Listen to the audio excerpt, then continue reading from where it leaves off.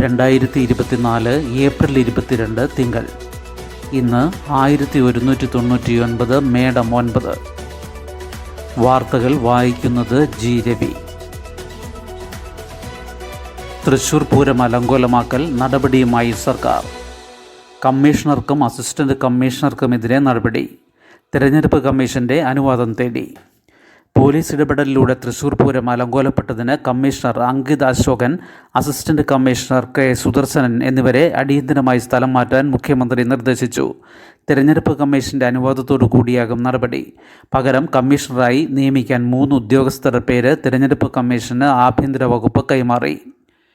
Police നടപടികളെക്കുറിച്ചുള്ള പരാതികൾ ക്രമസമാധാന ചുമതലയുള്ള ADGP MR അജിത് കുമാർ അന്വേഷിക്കും. ഇത് സംബന്ധിച്ച നിർദ്ദേശം ADGPക്ക് കൈമാറി. ഒരാഴ്ചയ്ക്കകം റിപ്പോർട്ട് നൽകാൻ പോലീസ് മേധാവിക്ക് മുഖ്യമന്ത്രി പിണറായി വിജയൻ നിർദ്ദേശം നൽകി. പൂരത്തിലുണ്ടായ വീഴ്ച സംബന്ധിച്ച് ഇന്റലിജൻസ് മേധാവി ADGP മനോജ് എബ്രഹാം ആഭ്യന്തര വകുപ്പിന് വിശദമായ റിപ്പോർട്ട് നൽകിയതിൻ്റെ അടിസ്ഥാനത്തിലാണ് നടപടി. മന്ത്രി കെ രാജൻ്റെ ശക്തമായ ഇടപെടലും അതിവേഗ നടപടിക്ക് കാരണമായി. ADGP MR അജിത് കുമാർ തൃശ്ശൂരിലുണ്ടായിരുന്നിട്ടും പൂരസമയത്തെ തർക്കങ്ങൾ അദ്ദേഹത്തെ അറിയിച്ചില്ല എന്നതും പോലീസിൻ്റെ വീഴ്ചയായി ആഭ്യന്തര വകുപ്പ് വിലയിരുത്തി. DIGയും IGയും സംഭവത്തിൽ ഇടപെടാൻ വൈകിയെന്നും വിമർശനമുയർന്നു. ആരോഗ്യ ഇൻഷുറൻസ് പ്രായപരിധി നീക്കി. 65 കഴിഞ്ഞവർക്കും പോളിസി എടുക്കാം. 65 മുകളിൽ പ്രായമുള്ളവർക്കും ഇനി ആരോഗ്യ ഇൻഷുറൻസ് പോളിസി എടുക്കാം. ഇതിലടക്കം ഇൻഷുറൻസ് റെഗുലേറ്ററി അതോറിറ്റി നിർദ്ദേശിച്ച പുതിയ മാനദണ്ഡങ്ങൾ ഏപ്രിൽ 1 മുതൽ പ്രാബല്യത്തിലായി. 65 വയസ്സ് കഴിഞ്ഞവർക്ക് ഇതുവരെ പുതിയ ആരോഗ്യ ഇൻഷുറൻസ് എടുക്കാൻ കഴിയില്ലായിരുന്നു. ഈ വിലക്കാണ് നീക്കിയത്. മുതിർന്ന പൗരന്മാർക്കായി എല്ലാ ഇൻഷുറൻസ് കമ്പനികളും നിർബന്ധമായും പുതിയ പോളിസികൾ ഏർപ്പെടുത്തണം. അവർക്ക് ക്ലെയിം നൽകാനും പരാതികൾ പരിഹരിക്കാനും പ്രത്യേക സംവിധാനങ്ങൾ ഏർപ്പെടുത്തണം. അർബുദം, ഹൃദ്രോഗം, വൃക്കരോഗം, എയ്ഡ്സ് തുടങ്ങിയവ ഉണ്ടെങ്കിൽ ഇൻഷുറൻസ് പോളിസി നിഷേധിക്കാൻ പാടില്ലെന്നും നിർദ്ദേശമുണ്ട്. നിലവിൽ മാരക രോഗങ്ങൾ ചൂണ്ടിക്കാണിച്ച് പോളിസി നിഷേധിക്കാറുണ്ട്. നിലവിലുള്ള അസുഖങ്ങൾക്ക് ഇനി മുതൽ 36 മാസം കഴിഞ്ഞാൽ ഇൻഷുറൻസ് ആനുകൂല്യം നൽകണം. 48 മാസം വരെ നൽകേണ്ട എന്ന പരിധിയാണ് 36 മാസമായി കുറച്ചത്. പോളിസി എടുക്കുമ്പോൾ രോഗാവസ്ഥ വ്യക്തമാക്കിയിട്ടുണ്ടെങ്കിലും ഇല്ലെങ്കിലും ഇത് നൽകണം. മുതിർന്നവർ, വിദ്യാർത്ഥികൾ, കുട്ടികൾ, ഗർഭിണികൾ എന്നിവർക്ക് അനുയോജ്യമായ പുതിയ പദ്ധതികൾ ഇൻഷുറൻസ് കമ്പനികൾ കൊണ്ടുവരണം. ആയുർവേദം, യുനാനി ഉൾപ്പെടെയുള്ള ആയുഷ് ചികിത്സയ്ക്ക് പരിധി പാടില്ലെന്നും ഇൻഷുറൻസ് കവറേജുള്ള മുഴുവൻ തുകയും നൽകണമെന്നും ഉത്തരവിലുണ്ട്. രോഗിയുടെ ആശുപത്രി ചെലവുകൾ മുഴുവൻ കമ്പനി വഹിക്കുന്ന രീതി മാറ്റി ഓരോ രോഗത്തിനും നിശ്ചിത തുക എന്ന രീതിയിൽ പദ്ധതികൾ ഏർപ്പെടുത്താനും IRDAI നിർദ്ദേശമുണ്ട്. പ്ലാസ്റ്റിക് മാലിന്യത്തിനെതിരെ സന്ദേശവുമായി ഇന്ന് ഭൗമദിനം. പ്ലാനറ്റ് വേഴ്സസ് പ്ലാസ്റ്റിക്സ് എന്ന സന്ദേശവുമായി ഭൗമദിനം ഇന്ന്. കരയിലും കടലിലും ഉയരുന്ന പ്ലാസ്റ്റിക് മാലിന്യം മൂലമുള്ള പരിസ്ഥിതി പ്രശ്നങ്ങളെക്കുറിച്ചുള്ള ചർച്ചകൾ ദിനാചരണത്തിൻ്റെ ഭാഗമായി ഉണ്ടാകും. നിത്യോപയോഗ പ്ലാസ്റ്റിക് വസ്തുക്കളിൽ നിന്ന് സൃഷ്ടിക്കപ്പെടുന്ന ചെറു പ്ലാസ്റ്റിക് തരികളായ മൈക്രോ പ്ലാസ്റ്റിക്കിനെക്കുറിച്ചും ദിനാചരണം ഊന്നൽ നൽകുന്നു. കടലിൽ പ്ലാസ്റ്റിക്കിൻ്റെ തോത് ഉയരുന്നത് സമുദ്രജീവികളെ ബാധിക്കുന്നതും ആശങ്കകളിലൊന്നാണ്. 1970 US ഭൗമദിനാചരണം ആരംഭിച്ചത്. ഗെയ്ലോഡ് നെൽസൺ എന്ന US സെനറ്റ് അംഗവും ഡെനീസ് ഹെയ്സ് എന്ന ഹാർവാർഡ് വിദ്യാർത്ഥിയുമാണ് ഇതിന് പിന്നിൽ. ഇരുവരെയും അതിലേക്ക് നയിച്ചത് തെക്കൻ കാലിഫോർണിയയിലെ സാന്റാ ബാർബറയിൽ കടലിലുണ്ടായ എണ്ണച്ചോർച്ചയാണ്.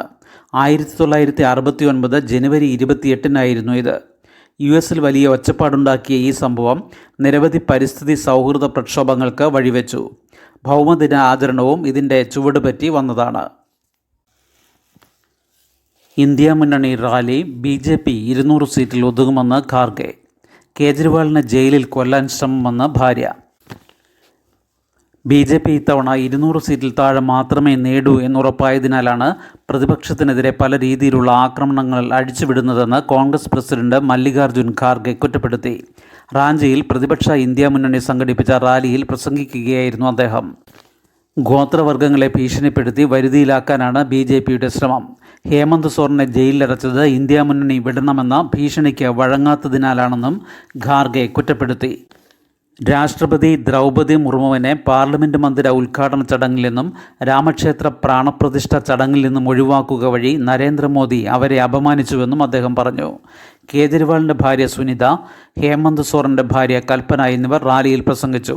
ഭർത്താവിനെ ജയിലിൽ കൊല്ലാനാണ് ശ്രമിക്കുന്നതെന്ന് സുനിത കേജ്രിവാൾ കുറ്റപ്പെടുത്തി. BJPയുടെ ഏകാധിപത്യത്തെ ഇത്തവണ ജനങ്ങൾ ഒറ്റക്കെട്ടായി തോൽപ്പിക്കും.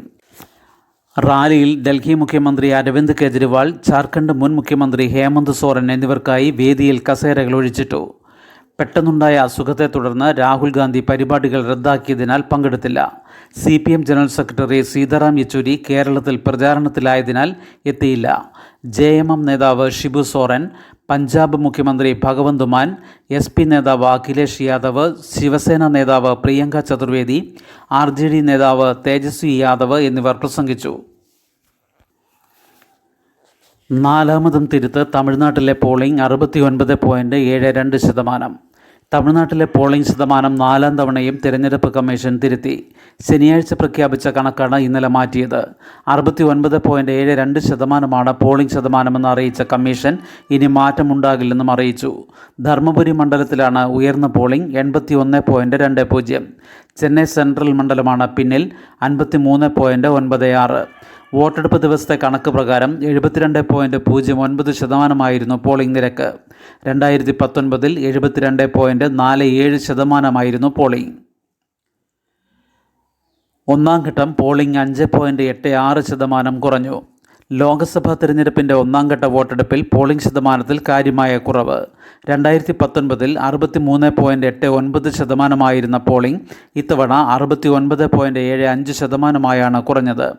5.86% കുറവ്. ഒന്നാം ഘട്ടത്തിലെ 102 സീറ്റുകളിൽ 93 വോട്ട് ശതമാനം കുറഞ്ഞു. 9 മണ്ഡലങ്ങളിൽ മാത്രമാണ് വർധന. അസം, ഛത്തീസ്ഗഡ്, മേഘാലയ എന്നീ സംസ്ഥാനങ്ങളിൽ പോളിംഗ് വർദ്ധിച്ചു. 18 സംസ്ഥാനങ്ങളിൽ പോളിംഗ് കുറഞ്ഞു.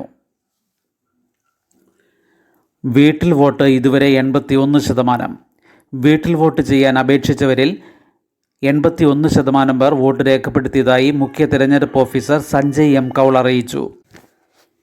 85 കടന്ന 1,02,285 പേരും ഭിന്നശേഷിക്കാരായ 40,514 പേരുമായി മൊത്തം 1,42,799 പേർ വീട്ടിൽ വോട്ട് ചെയ്തു.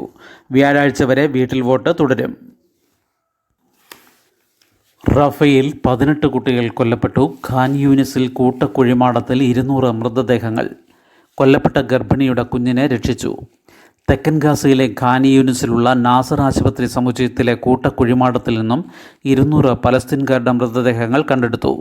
ആഴ്ചകളോളം ഇസ്രായേൽ സേനയുടെ നിയന്ത്രണത്തിലായിരുന്ന ആശുപത്രിയാണ് ഇത്. 2 ആഴ്ച മുൻപാണ് സൈന്യം പിൻവാങ്ങിയത്. 500ഓളം പലസ്തീൻകാരെ ഇവിടെ കാണാതായിരുന്നു. ഇന്നലെ കണ്ടെടുത്ത മൃതദേഹങ്ങളിൽ ഭൂരിഭാഗവും സ്ത്രീകളുടേതും കുട്ടികളുടേതുമാണ്. തെക്കൻ ഗാസയിലെ റഫേൽ വീടുകൾക്ക് നേരെ ഇന്നലെ പുലർച്ചെയുണ്ടായ ആക്രമണത്തിൽ ഒരു കുടുംബത്തിലെ 13 കുട്ടികളും 2 സ്ത്രീകളും കൊല്ലപ്പെട്ടു. അഭയാർത്ഥികൾ താമസിക്കുന്ന പാർപ്പിട സമുച്ചയങ്ങളിലാണ് ബോംബിട്ടത്.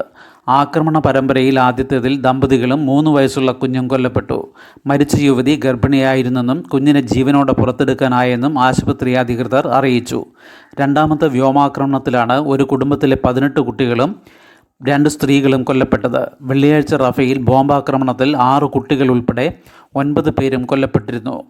ഗാസയിൽ ഇതുവരെ കൊല്ലപ്പെട്ട പലസ്തീൻകാരുടെ എണ്ണം 34,097 48 പേരാണ് ഇന്നലെ മാത്രം കൊല്ലപ്പെട്ടത്. 79 പേർക്ക് പരിക്കേറ്റു. ബോംബിങ്ങിൽ തകർന്ന കെട്ടിടങ്ങൾക്കടിയിൽ ഒട്ടേറെ പേർ കുടുങ്ങിയിട്ടുണ്ട്. വടക്കൻ ഗാസയിൽ ഭക്ഷണ വിതരണം ഇതിനിടെ പുനരാരംഭിച്ചു. ഒക്ടോബറിന് ശേഷം ഇതാദ്യമായാണ് ഇവിടെ സഹായ വിതരണം സാധ്യമാകുന്നത്. അധിനിവേശ വെസ്റ്റ് ബാങ്കിൽ ഇസ്രായേൽ സൈന്യം ആക്രമിച്ച നുർഷാംസ് അഭയാർത്ഥി ക്യാമ്പിൽ 14 മൃതദേഹങ്ങൾ കണ്ടെടുത്തതായി പലസ്തീൻ റെഡ് ക്രസന്റ് അറിയിച്ചു. ആരോപണവുമായി ലത്തീൻ രൂപത അക്കൗണ്ടുകൾ മരവിപ്പിച്ചു. നടപടി വിഴിഞ്ഞം സമരത്തിനു ശേഷം. വിഴിഞ്ഞം തുറമുഖത്തിനെതിരെ സമരം ചെയ്തതിനു ശേഷം അതിരൂപതയുടെ അക്കൗണ്ടുകൾ അധികാര കേന്ദ്രങ്ങൾ മരവിപ്പിച്ചെന്ന ഗുരുതര ആരോപണവുമായി തിരുവനന്തപുരം ലത്തീൻ അതിരൂപത ആർച്ച് ബിഷപ്പ് ഡോക്ടർ തോമസ് ജെന്നറ്റോ തെരഞ്ഞെടുപ്പിന് മുൻപുള്ള അവസാന ഞായറാഴ്ചയായ ഇന്നലെ അതിരൂപതയ്ക്ക് കീഴിലെ ഇടവകകളിൽ വായിച്ച ഇടയലേഖനത്തിലാണ് ആർച്ച് ബിഷപ്പ് ആരോപണം ഉന്നയിച്ചത്. വിഴിഞ്ഞം സമരത്തിന് പിന്നാലെ കഴിഞ്ഞ വർഷം മുതൽ മിഷൻ പ്രവർത്തനങ്ങൾക്കായി ലഭിക്കാറുള്ള സാധാരണ സാമ്പത്തിക സഹായം പോലും സ്വീകരിക്കാൻ കഴിയാത്ത തരത്തിൽ ബാങ്ക് അക്കൗണ്ടുകൾ അധികാര കേന്ദ്രങ്ങൾ മരവിപ്പിച്ചിരിക്കുകയാണെന്ന് ഇടയലേഖനത്തിൽ പറയുന്നു. ശുഭദിനം. നന്ദി.